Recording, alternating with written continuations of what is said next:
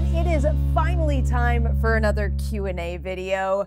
There was a good deal of traveling in my life the past couple of weeks, so there's a little bit of a delay on this one, but it's finally here and we have a whole bunch of great questions to get to, and they all come from members of the Patreon team.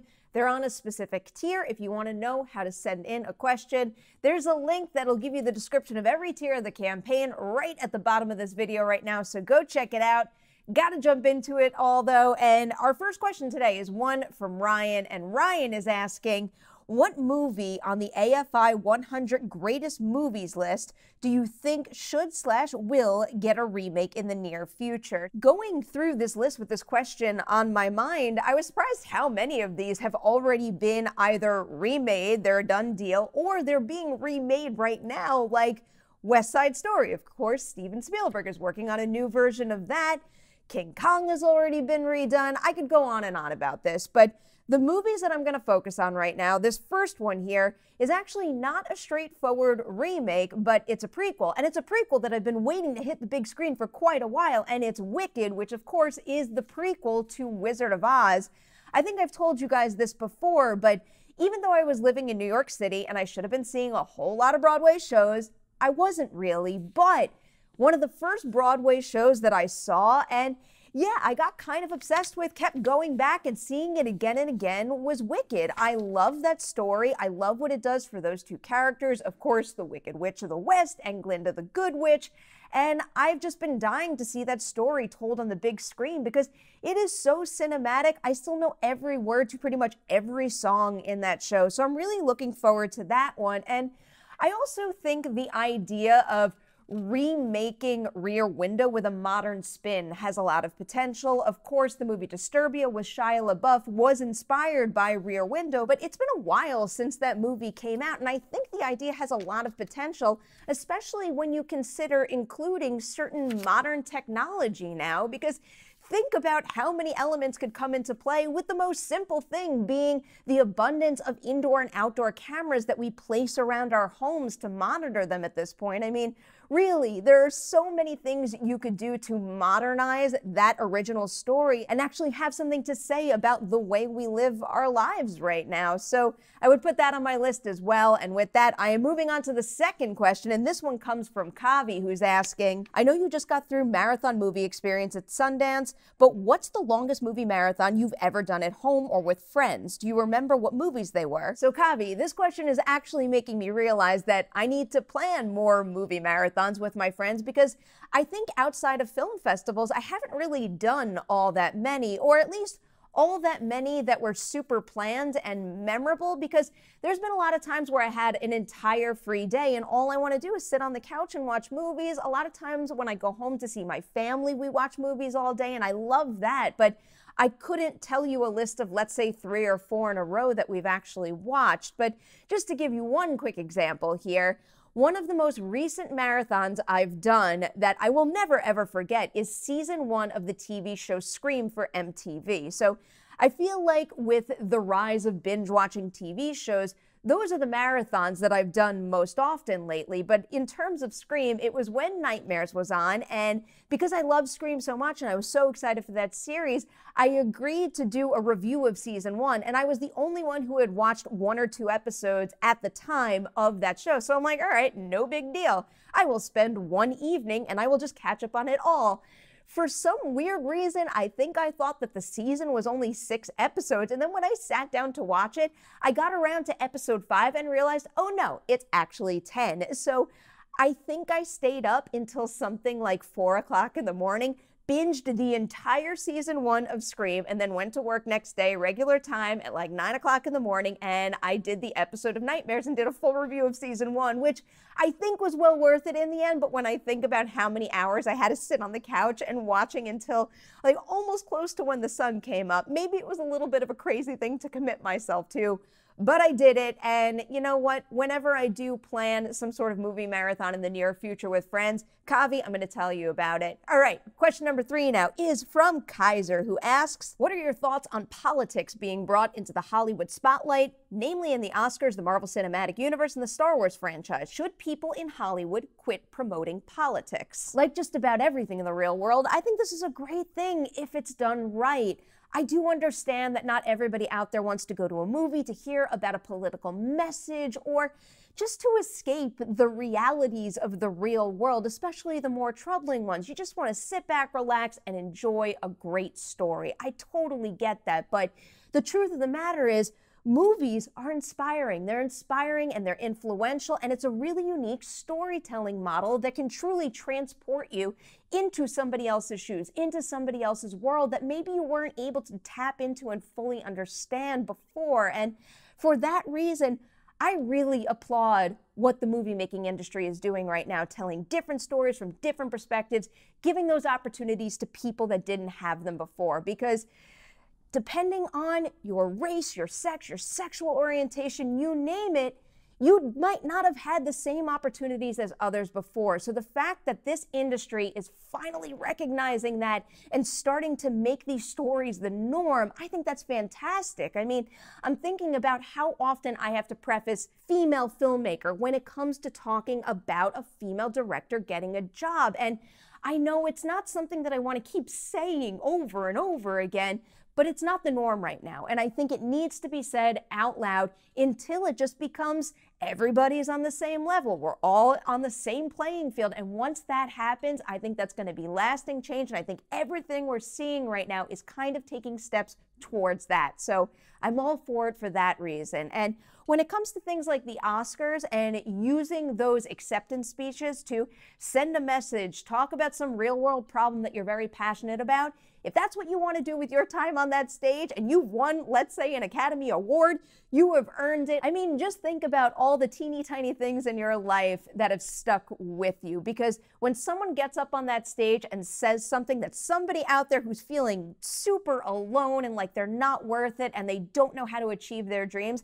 if they hear even just one inspiring sentence that someone gets up on stage and says, that could mean a real lot, and that could change that individual's life. So for that reason, I do not think Oscar speeches should be a laundry list of thank yous, even though the thank yous are important. But somebody getting up there and talking about their life experience, how they overcame certain problems, and what is important to them in this world, I think that's really important, and I'm glad a lot are stepping up and doing it.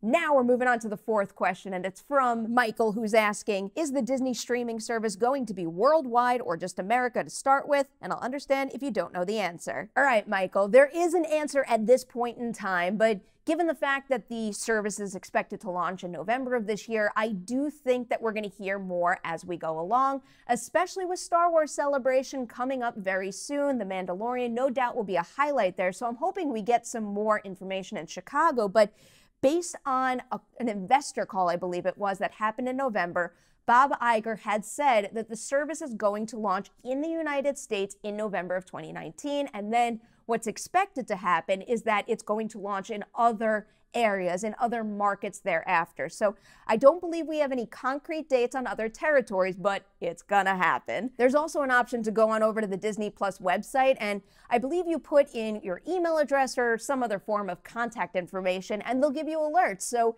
if and when they announce a certain date for a certain territory, you will be notified. And Michael, I hope that Disney Plus comes to Australia for you real soon. All right, next up, question number 5 is one from Luke, who's asking, what is the most exciting place you have traveled for your work? I've got 2 places. One is Belfast. I got to go to Belfast, Ireland for the set visit for Dracula Untold.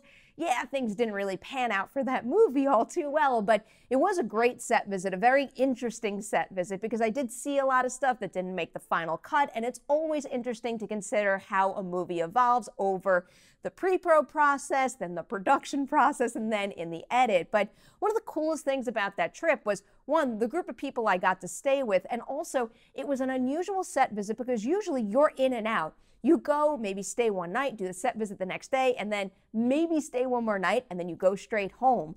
This trip, they lengthened it because there was a significant amount of travel involved. So in addition to visiting the set of Dracula Untold, we also got to explore Belfast. And what a beautiful area. We got to walk all over the place. We got to go to Bushmills.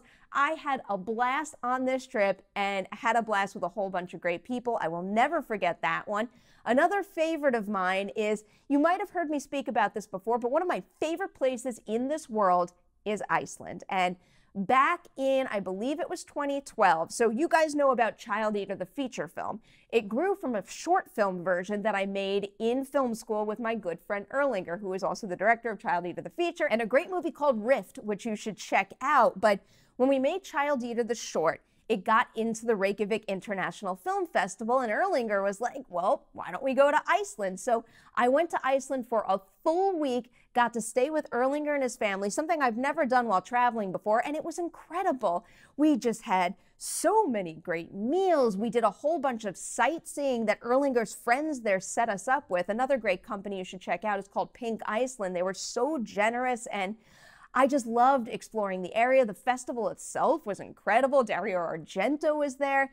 It's really one of my greatest memories, really, honestly, of my life. And I can't wait to go back to Iceland because even though I was there for a week, I feel like I only just scratched the surface of everything I want to do there. And we're constantly talking about going back. So fingers crossed it happens sometime in the very near future.